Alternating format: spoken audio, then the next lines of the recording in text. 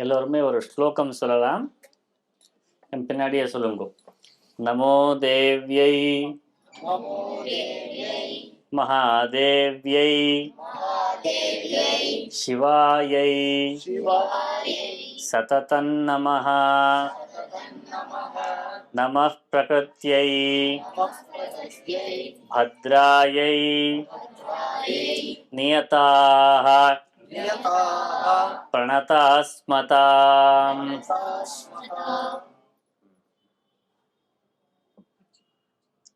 இன்னைக்கு கூட்டு பிரார்த்தனை.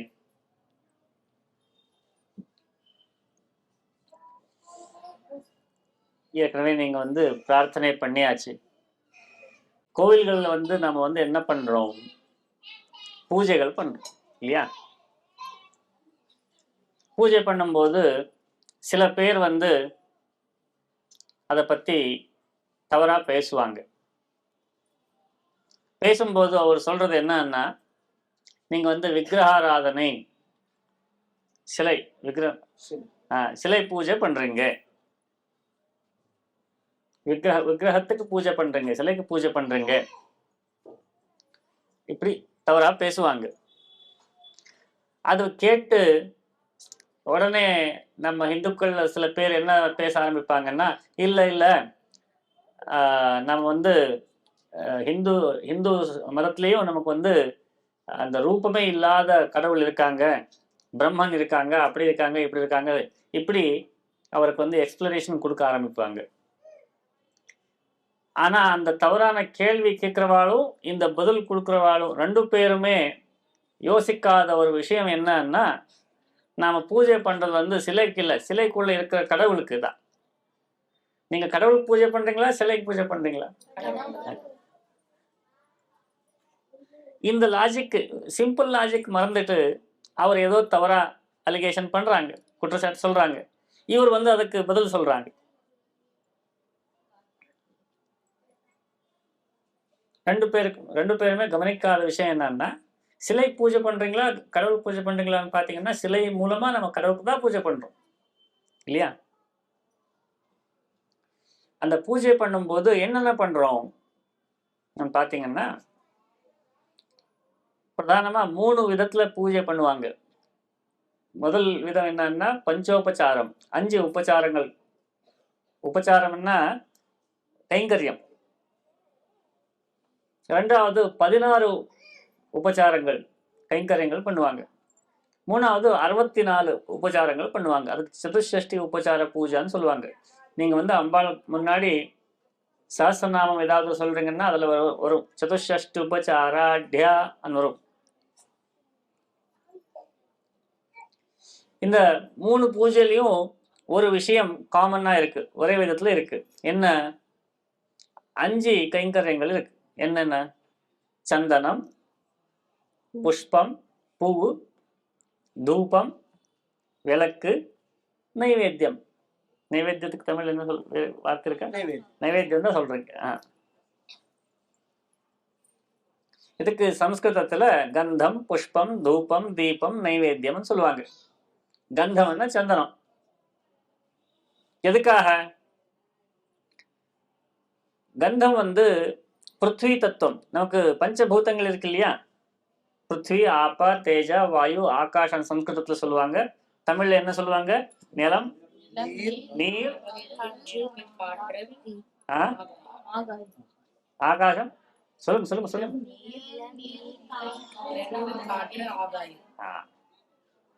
அதுல சந்தனம் அதுக்கு அதோட குணம் என்ன? சந்தனத்தோட குணம் என்ன? நமக்கு வாசனை வரும். இப்போ எங்கேயாவது ஒரு இடத்துல மழை வர ஆரம்பிச்சதுன்னா நமக்கு இங்க வாசனை வரும், மண் வாசனை வர ஆரம்பிக்கும். ஆரம்பிச்ச உடனே நம்ம என்ன சொல்லுவோம்? அங்க மழை வர ஆரம்பிச்சிருக்குன்னு சொல்லுவோம் இல்லையா? இந்த மண்ணோட குணம் என்ன? வாசனை தான். அதனால அந்த பூதத்துவம், பிருத்வி தத்துவம், மண்ணு நம்ம சமர்ப்பணம் பண்றோம். ஆனா அது சுத்தம் பண்ணி சந்தனமாக நம்ம சமர்ப்பணம் பண்றோம். சுவாசனை இருக்கக்கூடிய சந்தனம் சமர்ப்பணம் பண்றோம். அதுக்கப்புறம் அடுத்தது பூ, புஷ்பம். புஷ்பம் எங்கே இருக்கும்? நிலத்து மேலே இருக்குமா, கிரவுண்டில் இருக்குமா, எங்கே இருக்கும்? அது மேலே ஆகாசத்துல தான் இருக்கும் இல்லையா? ஹைட்ல இருக்கும். இப்படி அந்த புஷ்பம் வந்து ஆகாச தத்துவம் நம்ம சமர்ப்பணம் பண்றோம். மூணாவது என்ன?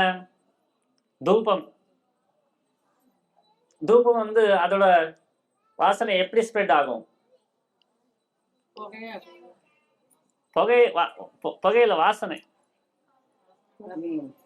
காது மூலமா ஸ்ப்ரெட் ஆகும் இல்லையா? வாயு தத்துவம்.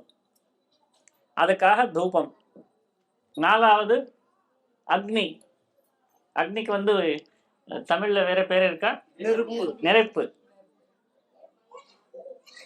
அதுக்காக விளக்கு, தூபம், தீபம் சமர்ப்பணம் பண்றோம். அஞ்சாவது வந்து ஜல தத்துவம். ஜலம். ஜலம்னா அமிர்த தத்துவம். ருக்வேதத்துல வந்து ஆ போவை சர்வா தேவதா ஆஹான்னு சொல்லியிருக்காங்க. அந்த ஜலத்திலேயே எல்லா தேவதைகளையும் இருக்காங்க. அது வந்து அமிர்த தத்துவம். அதனால அந்த அமிர்தம்னா நைவேத்தியம் கொடுக்குறோம். இப்படி 5 கைங்கரியங்கள் நம்ம பண்றோம். பூஜைன்னு சொன்னா இதுதான் இல்லையா? இது எங்கேருந்து கிடைச்சது நமக்கு? பஞ்சபூதங்கள். அந்த பஞ்சபூதங்களே நம்ம சமர்ப்பணம் பண்றோம். இது பஞ்சோபச்சார பூஜை. 5 கைங்கரியங்கள் பண்றது மூலமாக பண்ணக்கூடிய பூஜை. ரெண்டாவது வந்து என்ன? 16 கைங்கரியங்கள்.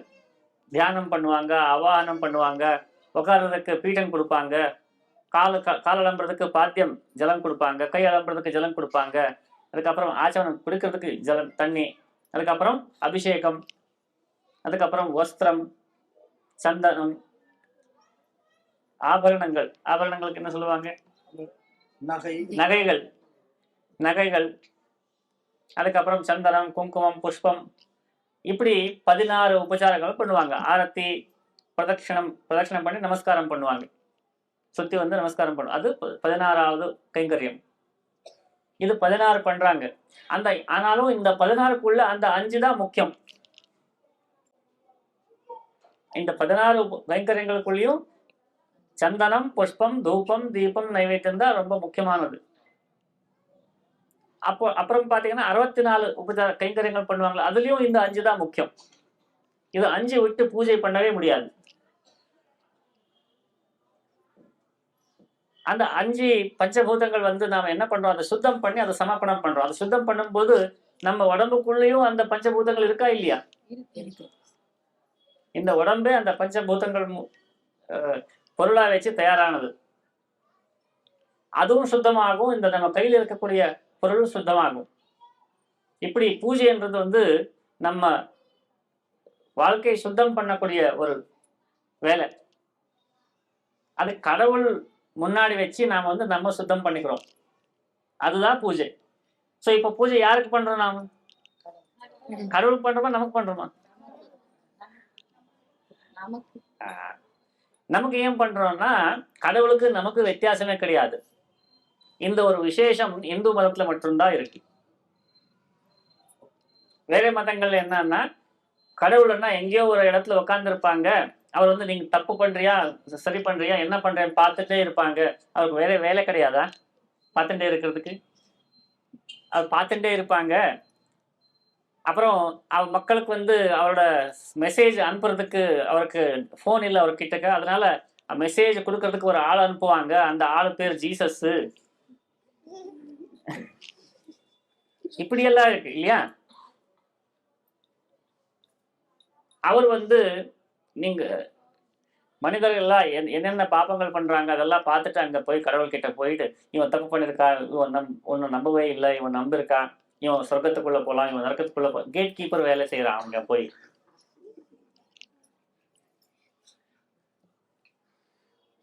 அந்த கேட் கீப்பர் வேலை செய்யக்கூடிய ஆளை வச்சு நம்ம என்ன பண்றோம்? இப்படியெல்லாம் இருக்கு. ஆனா இந்த மாதிரி ஒன்றும் இந்து மதத்துல கிடையாது. நீங்க வந்து பஞ்சபூதங்கள் புரிஞ்சுண்டு அதை சுத்தம் பண்ணி உங்களுக்கு உடம்புக்குள்ளேயும் அதை சுத்தம் பண்ணிக்கணும். அது கடவுளுக்கு சமர்ப்பணம் பண்ணணும். அது பண்றது மூலமா நீங்க என்ன பண்றீங்க? உங்களோட வாழ்க்கையை வந்து ஒரு ஸ்டெப் மேல கொண்டு போறீங்க. உங்க வாழ்க்கையை ஒரு ஸ்டெப் மேல கொண்டு போறதுக்கு என்ன வழி? நம்ம உடம்புக்குள்ள இருக்கக்கூடிய பஞ்சபூதங்கள் சுத்தம் பண்ணிக்கணும். அதை சுத்தம் பண்ணிக்கிறதுக்கு இந்த பூஜை ஒரு வழி. அப்படி பண்றது பூஜை பண்ணி பண்ணி பண்ணி என்ன ஆக போறோம், அந்த கடவுளுக்கு நமக்கு வித்தியாசமே இல்லாம போகும். ஒரு நாள் கடவுளுக்கு நமக்கு வித்தியாசமே இல்லாம ஒரு நாள் வருமே, அந்த நாளுக்காக நாம் பூஜை பண்றோம். அதனால யாராவது வந்து சிலை பூஜை பண்றீங்கன்னு சொன்னா, நான் சிலை பூஜை பண்றதே கிடையாது. நம்ம கடவுள் சிலை மூலமா கடவுள் பூஜை பண்றோம். அந்த கடவுள் எங்க இருக்காங்க, இங்கேயும் இருக்காங்க, அங்கேயும் இருக்காங்க. அது ரெண்டும் ஒன்னாகணும் இல்லையா? அந்த ஒரு நாளுக்காக நம்ம பூஜை பண்றோம். நம்ம வாழ்க்கையை உயர்த்துக்கிறோமா இல்லையா? இதுக்கு வந்து இங்கிலீஷ்ல என்ன பேரு, சப்ளிமேஷன் பேரு. சப்ளிமேஷன், சப்ளைம்னா ரொம்ப உயர்ந்த விஷயம். அந்த சப்ளிமேஷன் கொண்டு வர்றதுக்காக நம்ம வந்து பூஜை பண்றோம். இப்போ இன்னொரு உதாரணம் சொல்றேன் உங்களுக்கு. இந்த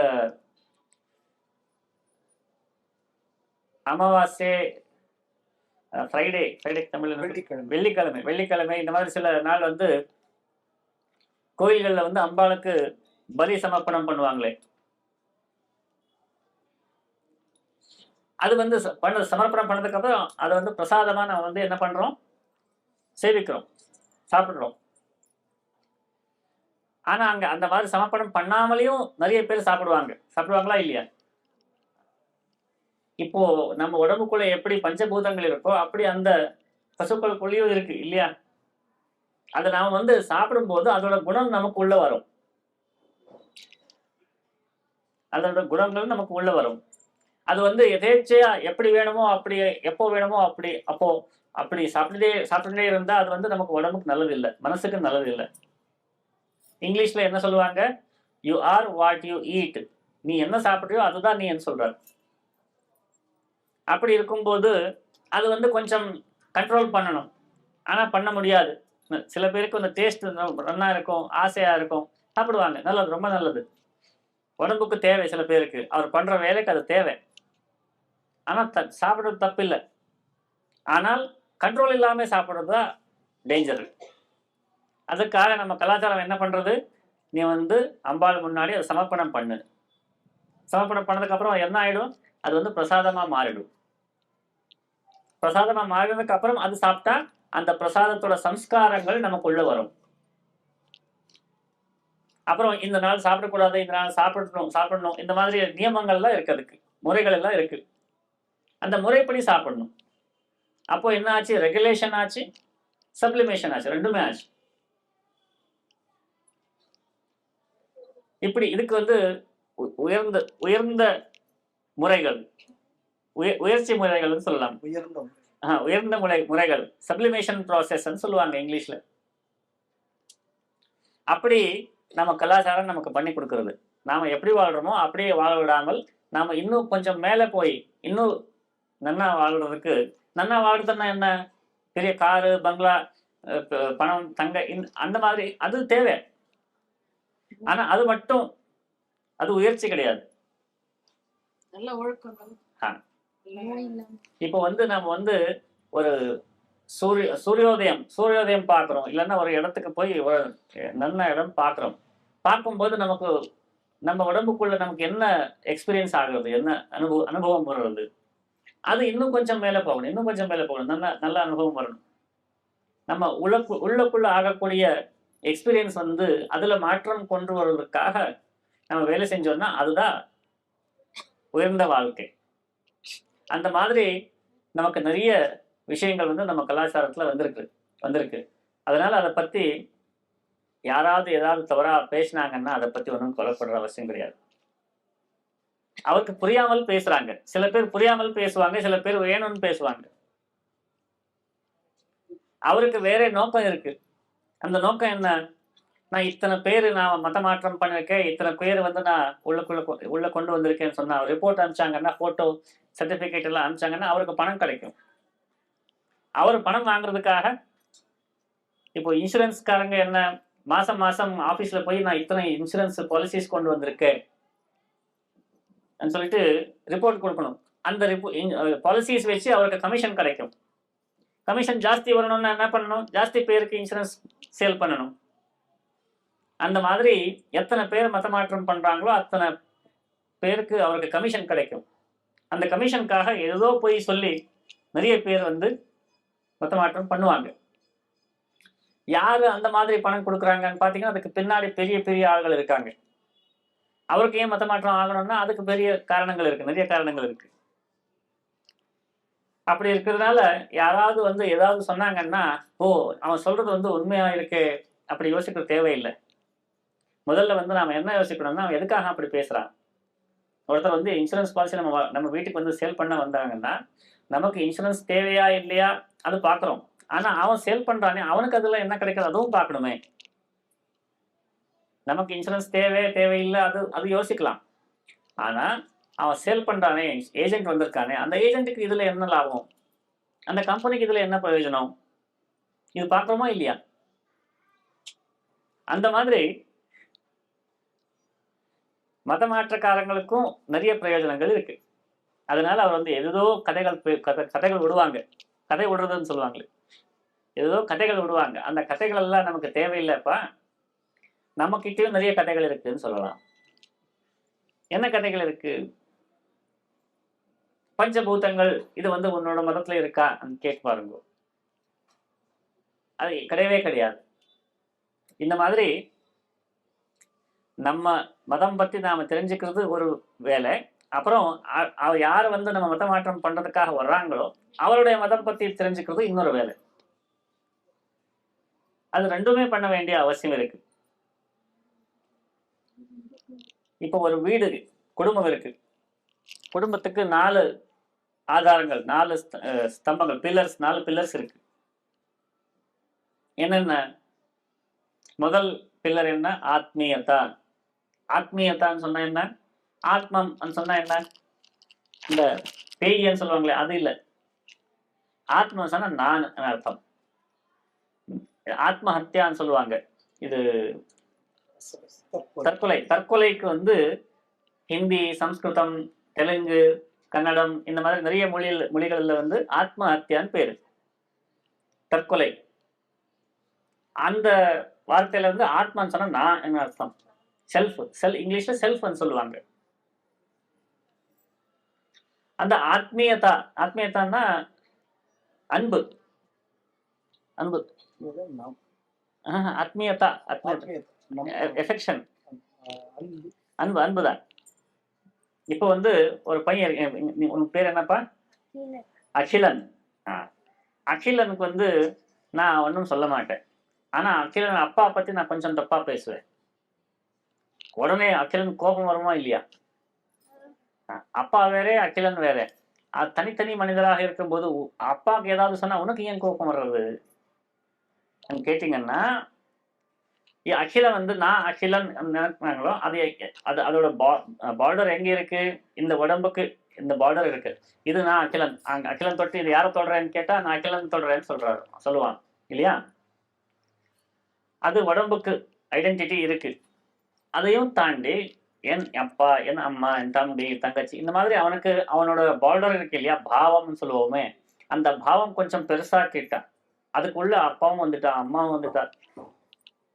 அந்த பாவம் அந்த சர்க்கிளுக்குள்ள, நான் என்று சொல்லக்கூடிய சர்க்கிளுக்குள்ள அத்தனை பேர் வந்துட்டாங்க. அதனால அந்த சர்க்கிளுக்குள்ள யார் இருக்காங்களோ அவரை பத்தி ஏதாவது பேசினாலும் அவரை தொட்டாலும் இவன் தொட்ட மாதிரியா? அதுதான் ஆத்மீயதா. ஆத்மீயதான் நான் செல்ஃபோட எக்ஸ்பேன்ஷன். அது கொஞ்சம் பெருசாச்சு. அதுக்குதான் ஆத்மீயதான்னு பேரு. குடும்பத்துக்கு முதல் பில்லர், முதல் ஸ்தம்பம் சொல்லுவாங்க. என்ன பில்லருக்கு? தூண். முதல் தூண் என்ன? ஆத்மீயதா, அன்பு. ரெண்டாவது வந்து என்ன? தியாகம். இப்போ வீட்டுல வந்து 4 பசங்க இருக்காங்க. அதுல வந்து அண்ணா என்ன பண்ணுவான்? நான் வந்து வேலைக்கு போறேன், தங்கச்சியை நீங்க படிக்க வைங்கன்னு சொல்லிட்டு அவன் வேலைக்கு போவான். நான் படிக்கணும், நான் நல்லா இருக்கணும்னு சொல்லிட்டு அவன் யோசிக்க மாட்டான். தங்கச்சி நல்லா இருந்தாலும் நான் நல்லா இருந்த மாதிரி தான். அவருக்கும் எனக்கும் வித்தியாசம் கிடையாது. அப்பா வந்து எனக்கு குழந்தைகள் நல்லா இருக்கணும்னு சொல்லிட்டு அவர் வந்து அப்பா ஏதோ தியாகம் பண்ணுவாங்க. ஏன் பண்ணுவாங்க? அந்த ஆத்மீயதா அந்த சர்க்கிளுக்குள்ள எல்லாருமே ஒண்ணுதான். அன்பு என்ற சொற்களுக்குள்ள எல்லாருமே ஒண்ணுதான். அதனால யார் நல்லா இருந்தாலும் எல்லாருமே நம்ம இருந்த மாதிரி தான். அதனால தியாகம் வந்து ரொம்ப சகஜமா குடும்பத்துக்குள்ள நடக்கும். மூணாவது என்ன? சகயோகம். சகயோகம்னா கோஆபரேஷன், ஒத்துழைப்பு. இப்போ வந்து அப்பா வந்து ஒரு வேலை செய்வாங்க, அம்மா வந்து ஒரு வேலை செய்வாங்க, பையன் வந்து ஒரு வேலை செய்வான் வீட்டுல. இப்போ வந்து தீபாவளி பண்டிகை வரும். பண்டிகைக்கு வந்து பட்டாசு ஒருத்தர் கொண்டு வருவாங்க, பூஜை பொருள் ஒருத்தர் கொண்டு வருவாங்க, அம்மா சமையல் பண்ணுவாங்க, அப்பா பூஜை பண்ணுவாங்க, குழந்தைகள் வந்து ஒருத்தர் ஒரு வேலை செய்வாங்க, எல்லாம் சேர்ந்து ஒரு தீபாவளி பண்டிகை ஆச்சா இல்லையா? சகயோகம்னா வேலை பிரிச்சு பண்ணுவாங்க. சமையல் எல்லாருமே சமையல் பண்ணணும், எல்லாருமே பூஜை பண்ணணும் அப்படி இருக்கா? வீட்டுல எல்லாருமே வேலைகள் பிரிச்சு விட்டு ஒரு வேலை ஒருத்தர் செய்வாங்க. சகயோகம் அது ரொம்ப சகஜம். நாலாவது வந்து கர்த்தவிய பிரஜான்னு சொல்லுவாங்க. கர்த்தவிய பிரஜான்னா கடமை கடமை பாவம், கடமை உணர்வு கர்த்தவிய பிரஜான்னு சொல்லுவாங்க. ஒரு அப்பா மாதிரி வீட்டுல இல்லைன்னா என்ன இது இப்படி இருக்கீங்க, நீங்க அப்பா இருந்து இப்படி பண்றீங்களே சொல்லிட்டு அவருக்கு சொல்லுவாங்க. அப்பாவோட வேலை செய்யணும், அவரோட கடமை அவர் செய்யணும். அம்மாவோட கடமை செய்யணும், குழந்தைகள் கடமை செய்யணும். எல்லாரும் அவரோட கடமை செஞ்சா மட்டும்தான் அது குடும்பமா இருக்க முடியும் இல்லையா? இப்படி நமக்கு வந்து ஆத்மீயதா, தியாகம், சகயோகம், கர்த்தவிய பிரஜா, அன்பு, தியாகம், சகயோகத்துக்கு தமிழ்ல ஒத்துழைப்பு, கடமை உணர்வு. இது 4 நமக்கு குடும்பத்துல இருக்கு. இது ஒரு சின்ன குடும்பத்துல இது சகஜமா இருக்கும். இது வந்து நம்ம வந்து என்ன பண்ணணும், கொஞ்சம் பெருசாக்கணும். இப்போ நீங்க வந்து ஏதோ ஒரு தமிழ் படம் இருக்கு, தமிழ் படம் பார்ப்பீங்களா நீங்க எல்லாருமே? ஏதோ ஒரு தமிழ் படத்துக்கு வந்து நேஷனல் அவார்டு கிடைக்கும். ரீசெண்டா வந்து திருச்சித்ராம்பலத்துக்கு ஏதோ அவார்டு கிடைச்சது, தேசிய அவார்டு இல்லையா? கிடைச்ச உடனே எல்லாருக்குமே பெருமையா இருந்ததா இல்லையா? நம் தமிழ் படத்துக்கு வந்து அவார்டு கிடைச்சதுன்னு சொல்லிட்டு பெருமையா இருந்தது உங்களுக்கு எல்லாருக்குமே. ஏன் அப்படி இருந்தது? அந்த தமிழ் வந்து என் மொழி, இப்படி ஒரு ஆத்மீயத்தை அங்க வந்தாச்சு, அன்பு வந்தாச்சு. உங்களோட பாவம் ஆத்மீய நான் என்ற ஒரு பாவம் அங்க அந்த மொழி வரைக்கும் போயிருக்கு. அதே மாதிரி உங்களோட தெருவுல எத்தனை பேர் இருக்காங்களோ அவரை பத்தியும் அந்த மாதிரி பாவம் வரணும்.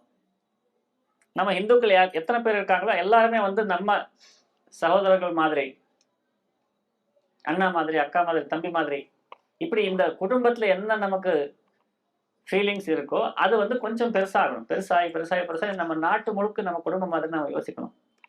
எனக்கு அவ்வளோ எல்லாம் பார்த்துக்கிறதுக்கு என்கிட்ட வசதி இல்லை, வசதி எவ்வளோ இருக்கு, நமக்கு சாமர்த்தியம் எவ்வளோ இருக்கு, நம்ம கிட்ட 24 மணி நேரம் தான் இருக்கு, நம்மளால கொஞ்சம் தான் செய்ய முடியும், அதெல்லாம் உண்மை. ஆனா அட்லீஸ்ட் நம்ம மனசுக்கு உள்ள அது எல்லாம் ஒன்னா பார்க்கலாமே. அந்த பார்வை நமக்கு எப்போ வருமோ அப்போ அந்த குடும்பம் விட்டு வெளியே போக முடியாது. இந்த பாவம் எப்போ வருமோ அப்போ நமக்கு வந்து அதை விட்டு வெளியே போக முடியாது.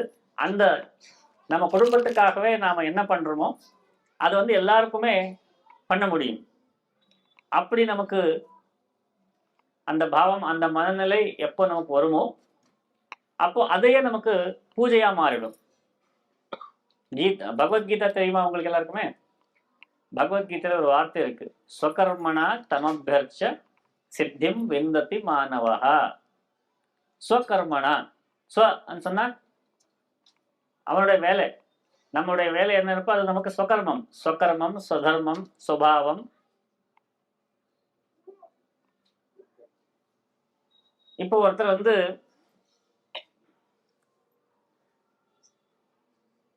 ஆட்டோ ஓட்டுறாங்க. எனக்கு என்னப்பா, நான் ஆட்டோ ஓட்டுறேன், ஆட்டோ ஓட்டுறதுனால எனக்கு கடவுளோட அனுகிரகம் கிடைக்க போறது இல்லை, எனக்கு மோட்சம் கிடைக்க போறது இல்லை, நான் எனக்கு தர்மம் இல்லை, நான் தர்மம் பண்றது இல்லை.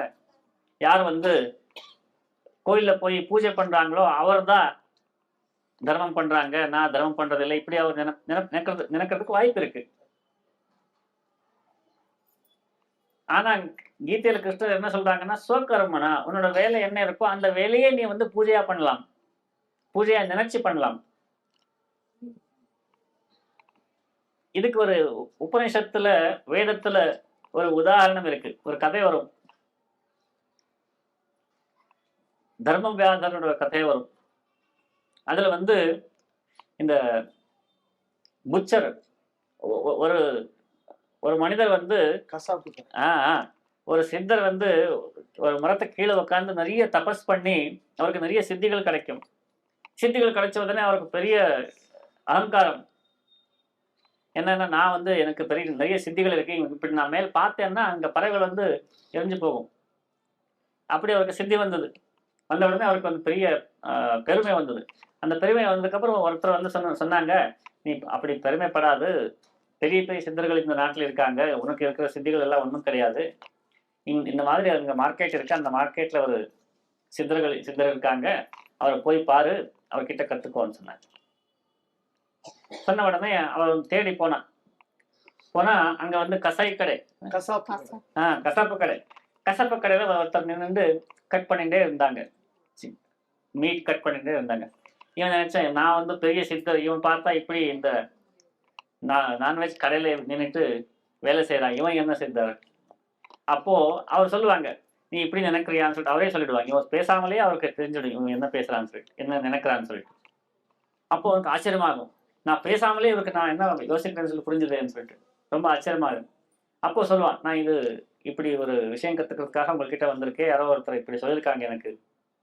அப்போ வந்து நான் உனக்கு சொல்லிக் கொடுக்க மாட்டேன், நீ இந்த மாதிரி ஒரு வீடுக்கு போன்னு சொல்லிட்டு ஒரு தெரு அட்ரஸ் கொடுத்து அனுப்புவாங்க. அங்க போ, அந்த தெருவில் இந்த மாதிரி ஒரு வீடு இருக்கு, அந்த வீட்டுல போய் அங்க ஒரு அம்மா இருப்பாங்க, ஒரு பெரிய சித்தர், அங்க போ. இவனுக்கு ரொம்ப இன்சல்ட்டா ஃபீல் ஆகும். ஏன்னா நான் வந்து பெரிய சித்தர் நினைச்சா இந்த கடையில வந்து நிற்கிறேன், இவன் வந்து என்ன சொல்றான், ஒரு பெண் கிட்ட போய் கத்துக்க சொல்றான். வந்து ரொம்ப அவமானமா ஃபீல் ஆகும் அவனுக்கு. ஆனாலும் இப்போ போகணும்னு சொல்லிட்டு அங்க போவான். அங்கே போய் பார்த்தா ஒரு அம்மா வந்து அவரோட கணவருக்கு வந்து கைங்கரை பண்ணிட்டே இருந்தாங்க வீட்டுல. அவரோட கணவருக்கு உடம்பு சரியில்லை, அவருக்கு வந்து ஏதோ வேலை செய்யறாங்க. இவன் வந்து நான் சீக்கிரம் போகணும், சீக்கிரம் வெளியே வாங்க கூப்பிடுவான். கூப்பிட்டா, உனக்கு கோபம் வந்தா என்னப்பா, அந்த பறவைகள் தானே, பேர்ட்ஸ், நீ கோபமா பார்த்த உடனே எரிஞ்சு போறதுக்கு நான் பறவை நினைச்சியா அப்படின்னு கேட்பான் அந்த அம்மா. அதே அங்க வந்து பறவைகள் எரிஞ்சு போனது இந்த அம்மாவுக்கு எப்படி தெரியும்? அவனுக்கு ஆச்சரியமா இருக்கும். அப்போ அவன் கேட்பான், இந்த மாதிரி சித்திகள் எல்லாம் உங்களுக்கு எப்படி வந்தது, பெரிய மகானா இருக்கீங்களே நீங்க கேட்கும்போது அந்த அம்மா சொல்லுவான், என்னோட கடமை என்ன இருக்கோ அதை நான் பண்றேன், என்னோட கணவருக்கு நான் கைங்கரியம் பண்றேன், அதன் மூலமா எனக்கு இந்த சித்தி கிடைச்சிருக்கு. சித்தி கிடைக்கணும்னா நீங்க வந்து வீடு விட்டு கணவரை விட்டு இமாலயத்துக்கு போய் தபஸ் பண்ணணும், இல்லைன்னா கோயிலுக்குள்ள போய் விக்கிரகம் தொட்டு பூஜை பண்ணணும், இப்படிலாம் ஒன்றும் கிடையாது. நம்மளோட வாழ்க்கையில நம்மளோட வேலை என்ன இருக்கோ அந்த வேலையை வந்து ஒழுங்கா பண்ணும்போது நமக்கு கடவுள் கொடுத்த வேலை, இந்த வேலை மூலமாவே நான் வந்து பூஜை பண்றோம், அர்ச்சனை பண்றோம் அப்படின்னு நினைச்சு அந்த வேலையை வந்து தபஸா பண்ணணும்னா அதுலயே நமக்கு சித்தி கிடைக்கும். இது யார் சொல்றாங்க? சுவாமிஜி சொல்றது கிடையாது, பகவத்கீதையில கிருஷ்ணர் சொல்றார், ஸ்வகர்மணா தமபியர்ச்ச சித்திம் விந்ததி மாணவா. எப்போ சொல்றார்? அந்த அர்ஜுனனுக்கு சொல்றார், நீ இந்த யுத்தம் பண்ணு, இதுதான் உன்னோட வேலை, இந்த வேலை மூலமாவே உனக்கு சித்தி கிடைக்கும். அப்படி நம்மளோட வாழ்க்கை முறையில வந்து நமக்கு என்ன வேலை இருக்கோ அந்த வேலை சின்ன வேலை கிடையாது. நமக்கு கிடைச்சிருக்க வாழ்க்கையும் சின்ன வாழ்க்கை கிடையாது. இது ரொம்ப மகத்தான ஒரு அவகாசம். அது வந்து யாரோ வந்து ஏதோ சொல்றாங்கன்னா அதை நினைச்சு ஓ உண்மையா சொல்றானே அப்படி நாம நினைக்கிற தேவையில்லை. நம்ம வாழ்க்கை பத்தி, நம்ம மதம் பத்தி, நம்ம தர்மம் பத்தி, நம்ம கடவுள் பத்தி நம்ம புரிஞ்சுண்டு இப்போ எப்படி கூட்டு பிரார்த்தனை பண்றீங்களோ அதே விதத்துல நீங்க வந்து இன்னும் 4 பேருக்கு இப்படி பண்ண வைக்கலாம். அதுதான் உங்களோட வேலையா நினைச்சு நீங்க முடிவெடுத்து பண்ண ஆரம்பிச்சிட்டீங்கன்னா அந்த வேலைக்குள்ளேயே உங்களுக்கு சித்தி கிடைக்கும். அப்படி எல்லாருக்குமே அம்பாளுடைய அனுகிரகம் கிடைக்கணும்னு சொல்லிட்டு ஆசீர்வாதம் பண்ணிட்டு இங்க அந்த பேச்சுக்கு விதாமம் சொல்றோம். ஸ்ரீமத் ஜெகத்குரு சங்கராச்சாரிய சுவாமி மகாராஜ் கி ஜெய். மை சர்வாணி கர்பாணி சந்நியசாத்தாத்ம சேதசா நிராசே நிர்மமு புத்வா யுக்தியஸ்வ விக்தஸ்வரகம். பொருள் எல்லா கர்மங்களிலும் எனக்கே உரிமையாக்கி ஆன்மா என்ற உணவுடன் ஆசை இல்லாதவனா என்னுடையது என்ற பற்றுதலையும் விட்டு மனக்குற்றில் மகத்தி போர் புரிவாயாக. தத்வித்தி பரிவாதேன பதிவிரக்ஷேன சேவையா வதச்சந்திதே ஞானம் ஞானிச தத்வதசி விங்கி. பொருள் இல்லாத பொருளுக்கு இடுப்பு கிடையாது, உள்ள பொருளுக்கு அழிவு கிடையாது. இவற்றினுடைய முடிவான கருத்தை உண்மை உணர்வர்கள் அறிவார்கள். அடுத்தது யாரு? पत्रं पुष्पं फलं तोयं यो मे भक्त्या प्रयच्छति तदகம் பக்தி யுபக்ருதம் அஜ்னாமி பிரயதாத்மனஹ. பொருள், எவன் எனக்கு பக்தியுடன் இலை பூ பழம் தீர்த்தம் அர்ப்பிக்கின்றானோ தூய அந்த கரணமுடைய அவன் அன்புடன் அளிப்பதை நான் அருந்துகிறேன். அமானித்வம் அதம்பித்வம் அகிம்சா சாந்தி ராஜவம் ஆசாரிய பாசனம் சௌசம் ஸ்தைரியம் ஆத்ம வினிகிரக. பொருள், தற்பெருமை இம்மை அகந்த இம்மை இன்னா செய்யாமை பொறுமை நேர்மை குருவினது பணிவிடை தூய்மை விடாமுயற்சி. மாபலே சுகதாசன மா கர்ம பலஹே துர்போர் மாதே சங்கோஸ்துவ கர்மணி. பொருள், செயல் புரிய மட்டுமே உனக்கு உரிமை உண்டு, ஒருபோதும் பயனில் இல்லை. வினை பயனை விளைவிப்பவன் ஆகிவிடாதே, செயல் புரியாதிருக்கவும் விளையாதே. இந்திரியாதேஷு வைராக்கியம் மனகங்கார ஏவச ததகம் பக்தி உபகிருதம் அஜ்னாமி பிரயதாத்மனக. பொருள், இந்திரிய விஷயங்களில் விருப்பமின்மை அகந்த இன்மை இன்னா செய்யாமை பொறுமை நேர்மை குருவினது பணிவிடை தூய்மை விடாமுயற்சி தன்னடக்கம். ஆசதோ வித்தடே பாவோ நாபாவோ வித்தடே சதக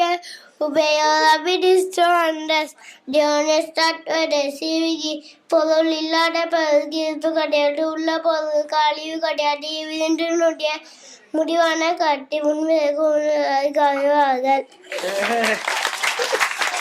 தோடுடைய செவியன் விடையேறியோர் தூவெண்மதி சூடி காடுடைய சுடலை கோடி பூசியன் உள்ளம் கவர்கல்வன் ஏடுடைய மலரான் முனை நாற்பணிந்து தேத்தருள் செய்த பீடுடைய பிரமாபுரம் மேவிய பிரம்மானிவனன்றே கூற்றாயினவாறு விளக்ககிலி கொடுமை பல செய்தன நானறியேன் ஏற்றாயடிக்கே இரவும் பகலும் பிரியாது வணங்குவன் எப்பொழுதும் தோற்றாதென்பயிற்றின்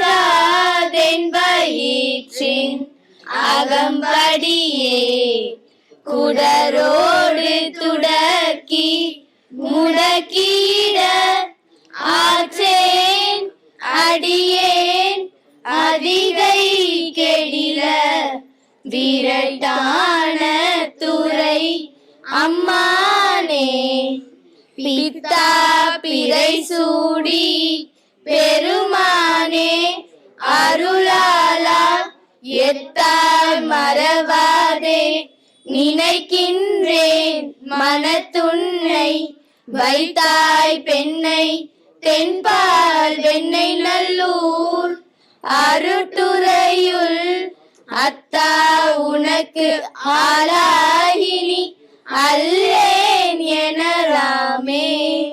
திருச்சிற்றம்பலம் சிவ சிதம்பரம்.